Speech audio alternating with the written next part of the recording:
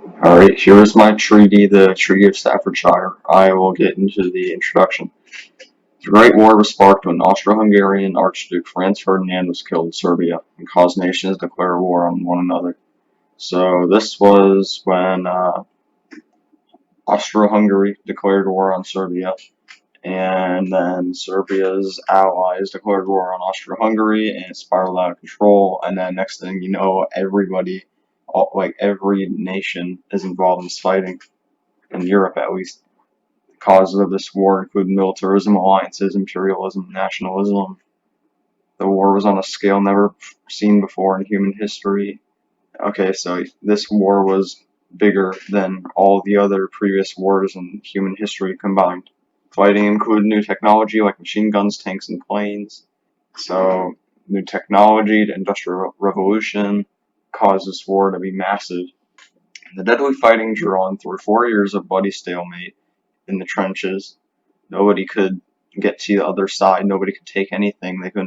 They couldn't move forward at all. Just there was no progress on either side. The need for peace is necessary to safeguard Europe and the world from another world war. Europe is very volatile. They're really prone to attacking each other just because there's so many countries and they're all really close together. And so we need to do something about this problem and prevent the world from entering another world war. Article 1. The main cause of this war was the fear of other powers, which caused many alliances and secret alliances to be made between many countries. Therefore, when one of them went to war, they all did, even if the attacking country did not know of these alliances.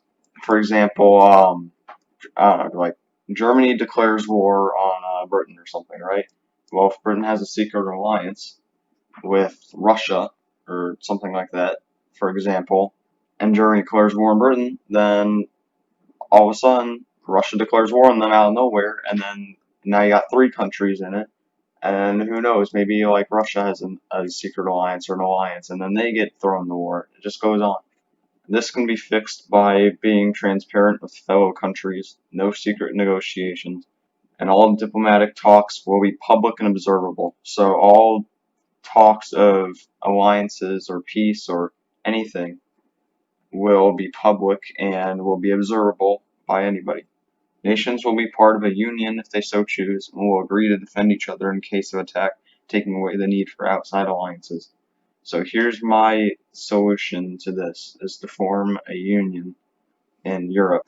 And so this takes away the need for outside alliances because they can defend each other. Militarism. Military growth caused by industrialization and fear of other nations, like the arms race which happened in Europe. So nations in Europe feared each other, feared each other's militaries progressing faster than theirs, and tried to keep up or surpass their enemies. This can be prevented by forming a union between countries and promising to protect one another if war would supposedly happen, decreasing the chances of conflict in which an arms race would be less likely to occur. If there's a union and everybody is allied, then there's not really a point of an arms race, is there? Since they're all allies. And since they're all allies, there'd probably be less conflict, hopefully. And that would prevent war and encourage peace. Imperialism. The taking of colonies for economic gain, like Britain colonizing Africa. The proximity of different countries' colonies and the race to get them before the other caused tension. Many of the European powers, like Britain and Germany, were racing to get these colonies in Africa, and the tension in that, and the tension in this colony war was not helping matters as in peace. And also, imperialism is about trying to gain resources for your country, and so they did everything they could, even if that was provoking war. This can be improved by determining who gets what beforehand in diplomatic talks, and as a formed union of European countries can agree on non-aggression towards each other's colonies and interests. As a whole, Europe, this union, can decide who gets what beforehand, so they don't have to fight over it.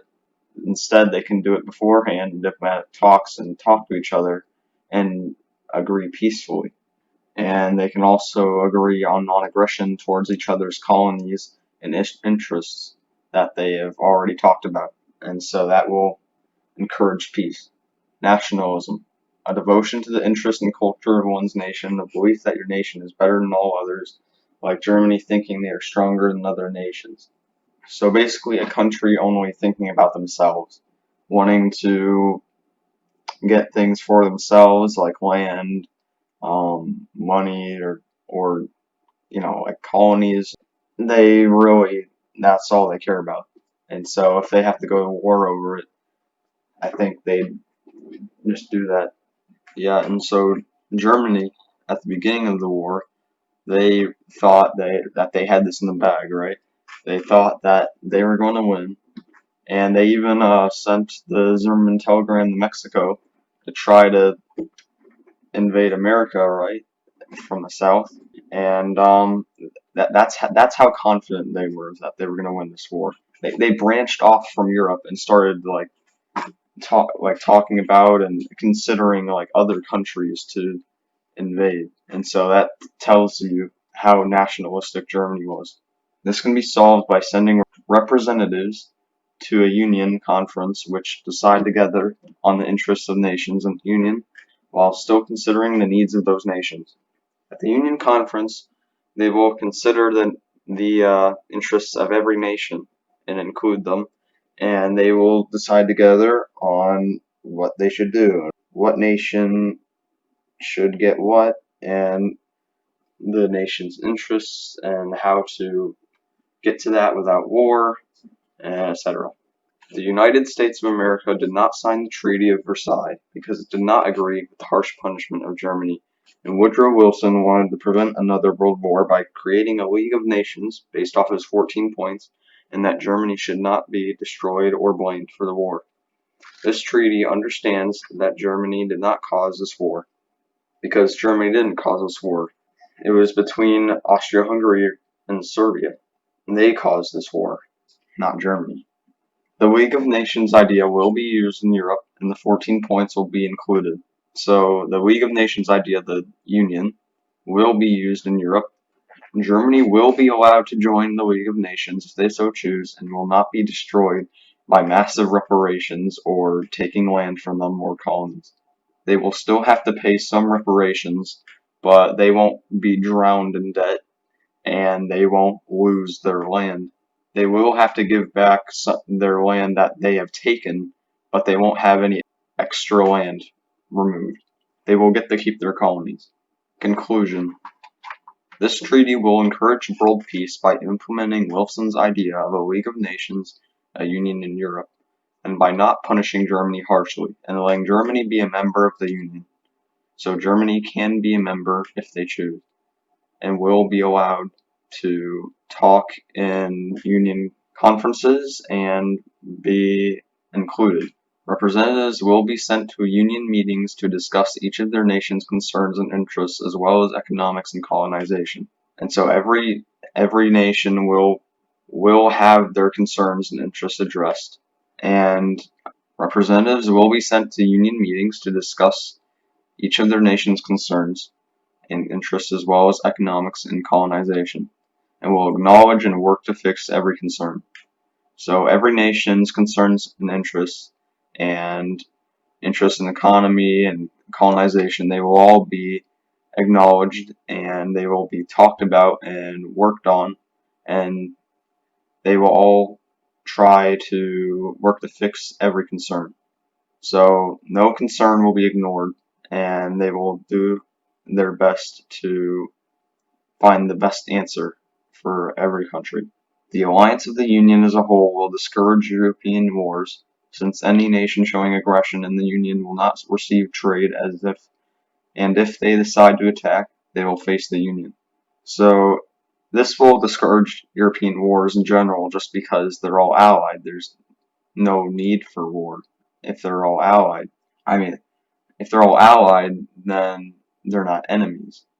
This will discourage European wars because they are all in a Union alliance, and if any nation decides to show aggression, the Union will not trade with them. They will tariff them. They will just not trade and punish them economically.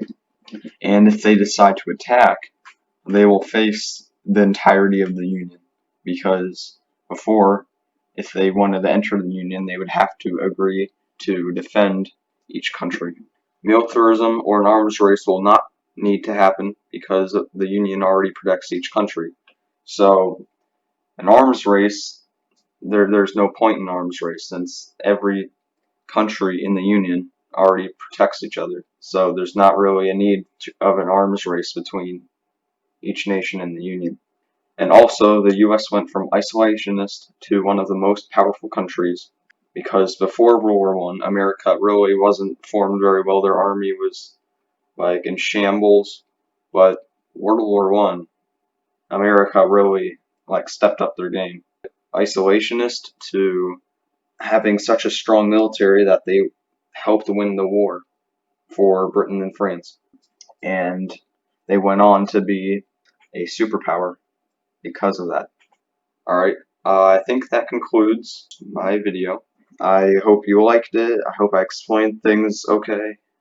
Alright, see ya.